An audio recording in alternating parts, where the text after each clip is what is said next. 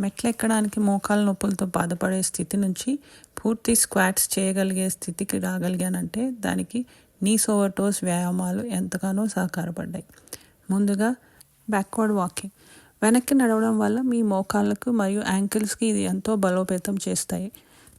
తర్వాత టిబియాలిస్ rises. టిబియాలిస్ anterior అనేది మీ కాలి ముందు వైపు ఉండే కండరం. ఇది బలంగా ఉంటే మీకు మోకాలికి చాలా దృఢత్వాన్ని ఇస్తుంది.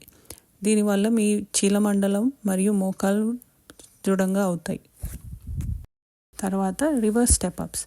ఇది మీకు మెట్లు ఎక్కడానికి ఎంతగానో సహాయపడుతుంది. దీనివల్ల మీ యాంకిల్స్ మరియు నీస్ స్ట్రాంగ్ అవుతాయి. సో మీరు అప్పుడు మెట్లు ఎక్కడానికి ఇబ్బంది పడకుండా ఎక్కగలుగుతారు. తర్వాత ఏటీజీ స్ప్లిట్ స్క్వాట్.